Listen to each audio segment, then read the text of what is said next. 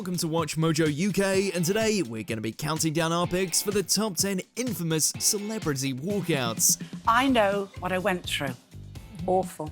It was awful what you went through, Kim. Us.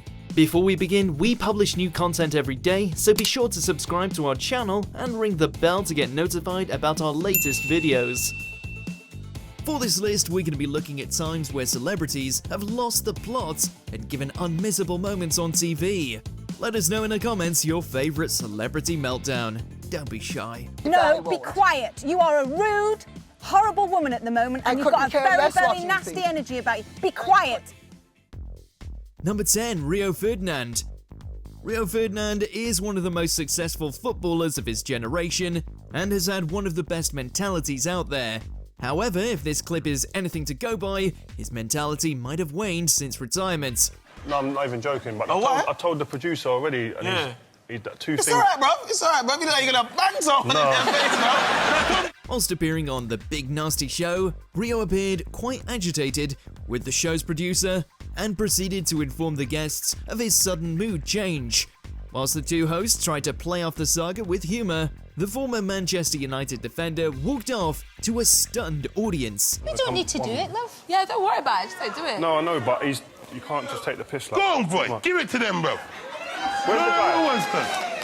Where's the guy? After a couple of minutes, he reappeared and claimed it was all a joke. However, not everyone was convinced. You can do what you want, bro. I'm joking, bro. I was joking with you. Number 9, Alex Beresford. Why would you do that? Why would you go to a horse racing event and not have a bet? Because you can still have fun without betting. No, you can't. As we will see later, Alex and Piers don't have the most harmonious of relationships on Good Morning Britain, with spats and endless digs becoming a staple of their on-screen relationship. Piers has returned from Ascot, and a discussion about gambling ensued, which started to bore Alex. Yeah, seriously, I'm really bored now. You know what, mate? You're doing the weather, so why don't you keep your boredom to yourself? Morgan was all too happy to remind him his role was to read the weather, and proceeded to read it for him. Clearly miffed about the whole episode, Beresford left the studio to Piers' joy. However, it wasn't the last time an argument between the two ended in a walkout. If you have anything, going home. If you have anything more to add, I'm gone. if you have anything more to add, then let me know. You've ruined it now. That was what I was looking forward to. Look at him, little drama queen. Go on, off you go. Number 8, Ian Dale. In late 2019, a boy was thrown from a balcony at London's Tate Modern Gallery and was lucky to survive. He told sometime before the event his carer that he planned to kill, that he wanted to kill, and the carer was understandably disturbed by this. The teenage perpetrator told his carers about his intentions, but for whatever reason, the attack hadn't been acted upon. On Good Morning Britain, the panel were debating about any potential measures that could have been used to prevent the attack. Doesn't look like it's getting any better. Utter rubbish, if I may say so. The other guests wanted to talk about social care cuts, but Ian Dale refused to engage in the debate and left the studio for no apparent reason, which just seemed plain childish to everyone else. OK, right, that's it. No, we'd like you to. Come on, no, Ian, don't go. We'd like you to speak. Wow. Well, wow, what a fit of pique. Number 7, Nigel Pearson. Well, I think you must have been either head in the clouds, away on holiday, or reporting on a different team. The former Leicester City manager has a history of infamous press meltdowns, whether it would be attacking referees or berating journalists for a lack of knowledge. However, the 58-year-old outdid himself with this particular outburst that absolutely no one has been able to understand. I think you're either being very, very silly or you're being absolutely stupid. A reporter asked Pearson to be clear on the contentious decisions that had allegedly gone against his side, and Nigel lost his head, started talking about ostriches, and then left the press conference. Understandably, social media went berserk, and the next day a subsequent apology was given to the ostrich. I don't know how you've taken that question there, because... Well, you must be very stupid. I'm sorry. No. Number 6, Lady C. Lady Colin Campbell has been an advocate for grace and decorum all her life, making sure she lives up to her title. However, after a couple of weeks in the jungle, her reputation had well and truly disappeared. All I've said is nice things about you, and I'm just really disappointed.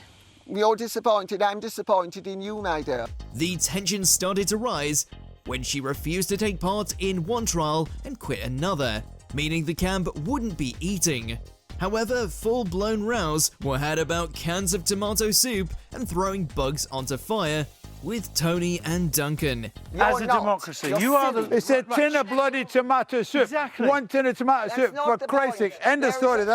The arguments carried the whole series until it all became a bit too much for her and she left the show. Number 5, Gemma Collins. Wherever GC has been, she has been a complete icon for all of us. Having appeared on our screens in Towie, her fame enabled her to get an invite to the jungle, an invite she almost immediately regretted accepting. I need to get out, honestly. You need to get out? Yeah, I'm going to be sick. It started when she had to board a helicopter and proceeded to have a bit of a breakdown, and her experience in Australia never improved.